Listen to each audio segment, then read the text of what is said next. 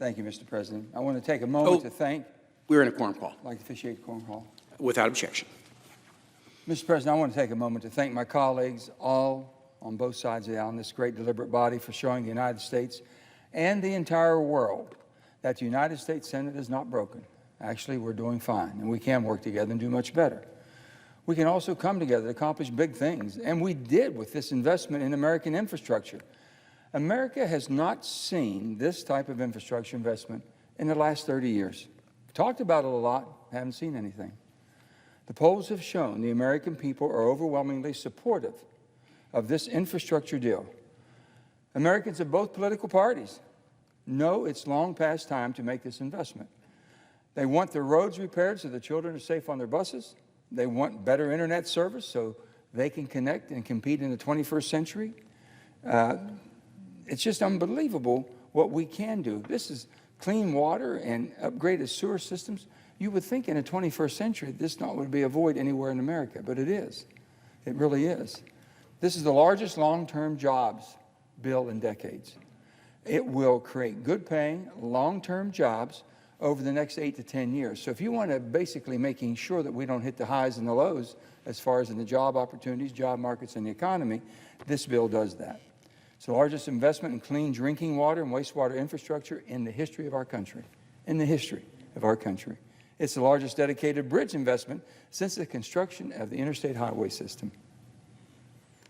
It's the largest investment in energy transmission on history and puts our money where our mouth is on technologies that are critical for the future. And it's the largest federal investment in passenger rail since the creation of Amtrak. And our bipartisan infrastructure package does not raise taxes on everyday Americans. It does not. A large piece of this bipartisan infrastructure bill came out of the Energy and Natural Resources Committee, which I'm privileged and honored to chair. We reported the Energy Infrastructure Act out of our committee with a bipartisan vote after holding a legislative hearing and a robust amendment process. That's called regular order. It's something we've heard about for many years. We just haven't seen it for a long time, and it is working. The Energy Infrastructure Act will create good-paying jobs and demonstrate the energy technologies needed to reduce emissions while maintaining affordable, reliable, and dependable energy and our nation's position as a global energy leader. I have said all along, Mr. President, that the United States of America is now energy independent. We must fight to maintain that position. We should not be held captive by any foreign entity or any foreign country that basically we're depending any type of supplies that the American people need. Any type of supplies. And energy is one of our greatest. And we can do it cleaner and better than ever. I've always said, you cannot eliminate your way to a cleaner environment. You can innovate your way to a cleaner environment. And we have proven that. And we can do it an awful lot more, too. It also builds off the great work already done in my home state of West Virginia and your state of Virginia, Mr. President, to demonstrate advanced geothermal technologies and establish a reliable U.S.-based rare earth element supply chain. I've had some pause on us moving so rapidly in electric vehicles. My reason for my pause has been this. We do not produce the rare earth minerals that's needed to build these batteries. And we've got to be very, very careful that we don't put our transportation system, our transportation mode in America in the hands of foreign supply chains. We could be held very, very captive along those. I remember the 70s when the oil embargo from the oil embargo basically shut us down, shut our businesses down. And then we had rapid inflation coming after that. It's just horrible. Importantly, the legislation also reauthorizes abandoned mine and reclamation fee. In Southwest Virginia and all of West Virginia, we have a tremendous amount of mines that produce the energy this country needed to be the superpower of the world.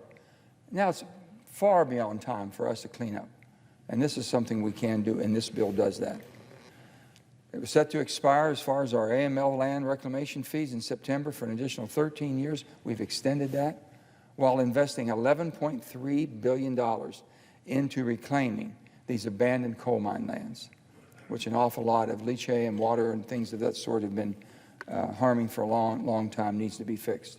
It also funds a demonstration of clean energy on the abandoned mine lands and authorizes grants for manufacturers to locate in coal communities. These coal communities around the country bear the scars of the work that powered our nation to greatness. And this investment will clean up those areas and provide new economic opportunities.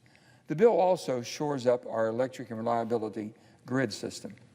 Our grid has basically been around for a long time, and with all the new technologies coming on and all the renewable power, that's not always produced in the areas where we have the grid system. And it's time for us to expand in making sure our grid system is able to deliver the energy our country needs. The Bipartisan Energy Infrastructure Act authorizes $110 billion, much of which is also funded, and it's a vital component of the whole infrastructure package. So we're not just talking about it, we're putting a lot of money to upgrading the grid system, the reliability of it. This bill will truly do much good across the United States. Let me just give you the historic investment in the needs of our nation. $110 billion for the roads and bridges, $65 billion for broadband access, $66 billion for railroads, $25 billion for airports, $55 billion for drinking water and wastewater systems. I don't know what infrastructure is if you don't call that infrastructure. This is as good as it gets. It's something that we all have talked about for many, many years. My state of West Virginia benefits from this bipartisan infrastructure bill.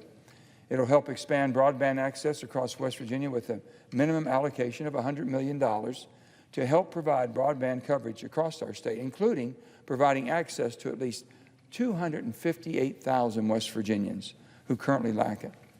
Because of our terrain, and I think you've been there many, many times, you understand what we're dealing with. It's real challenging.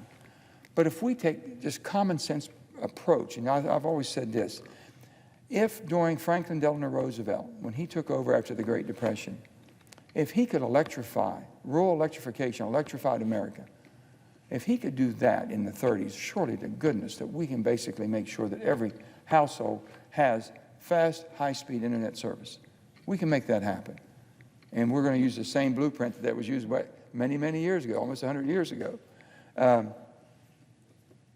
We believe that a number is much higher than the 258,000. But here's again, I'm urging the FCC to fix the coverage on the maps. The maps are not accurate. They haven't been accurate for years. And I'll never forget, I had one of the chairmen of the FCC in my state one time, and we were talking. I said, why don't you meet me at a certain place in my state? And I said, we'll have a meeting. I want to talk to you. He was kind. He drove over there with his staff. I said, why don't you call back to your office and ask if they have any messages for you? I said, the map here shows, your map shows that you're covered. I said, you can use any phone you want, any service you might have. And he says, my goodness, I didn't know. I said, sir, this is exactly what we're dealing with. The maps are not accurate, and West Virginians are getting left behind. There are 543,000, or 31% of the people in West Virginia will be eligible for the affordability connectivity benefits, which will help low-income families. You can have internet service, but if it's so costly people can't afford it, then you have a problem. This goes along the same thing as LIHEAP. We call it to help people in utilities that basically are working hard, trying to make it, but having a hard time. This makes sure that everyone can connect and basically benefit from this opportunity. West Virginia also has some of the worst roads in the nation. This bipartisan bill will repair and rebuild our roads and bridges. West Virginia, there are 1,545 bridges, 1,545, and over 3,200 miles of highway in poor condition. Since 2011, commute times have increased by 6.5%. And on average, each driver pays $726 per year in additional costs due to repairs by driving on roads that have needed repair. That's simply unacceptable. And truly, it shows the deferred maintenance that we've let go for far too long. Based on formula alone, West Virginia will receive $3 billion for federal aid, highway programs, and $506 million for bridge replacement and repairs. We have the greatest need of bridge replacement. The reason why, in the 1930s, the Constitution of West Virginia changed during the Great Depression, and basically everything was put on the state. Before that, local counties, communities, they were all responsible to a certain extent. But when the Depression hit, the Constitution was changed in 32, the height of the Depression, and everything was said, this is the state's responsibility. We can't pay no more. So the state has a tremendous obligation here, and we want to make sure we help them. West Virginia can also compete for the $12.5 billion bridge investment program for economically significant bridges and nearly $16 billion of national funding in the bill dedicated for major projects that will deliver substantial economic benefits to communities. And we have to address public transportation in the Mountain State. West Virginians who take public transportation spend an extra 77% of their time commuting, and non-white households are 5 times more likely to commute via public transportation. It's a fact. And we have to address these facts and fix them. 32% of the trains and other transit vehicles in the state are past their useful life. A third are past their useful life. Based on formula funding, West Virginia would expect to receive $196 million over 5 years to improve public transportation, which is desperately, desperately needed. These investments are vital to bringing good-paying jobs to our state of West Virginia and your state of Virginia and all of our states in this great country of ours, and spurring economic development like we've never seen before, solid economic development, not just sending checks, not people just receiving checks, people receiving an opportunity, the dignity of work, the ability to be able to do what needs to be done in order for you to survive and sustain your quality of life. I'm incredibly proud of our bipartisan group of senators who have worked together day and night to hammer out a compromise that will address our infrastructure needs without going overboard. And I'll remind everyone, not one senator got everything they wanted, but we all got what we needed. This is how compromise works. This is what this body was made for. This is what the Senate and why the Senate is called the most deliberate body. It is hard when you want to basically take every opportunity to work with every single senator here to make sure you can help them with the problems and needs they have in their own states. And that's what we've done. I've always said the best politics is good government. Everybody worries about, oh, I'm not sure if that's good for my politics. Let me tell you, you do something good for all, it's good for you. That'll be the best politics you've ever done. We do something good, we all take credit for it. I've seen people take credit for things they voted against because it was good. It worked well. Didn't bother me at all. I'm glad. Maybe they won't fight us as hard the next time. Maybe they might join us. Who knows? I look forward to passing this important legislation with strong bipartisan support. I just think, Mr. President, this is a moment for our country. This is extremely important for our country to show that we can still work together, to show that we are united when it comes to the needs. I've always said there's a few things in this country that basically unites us. One has always been our military.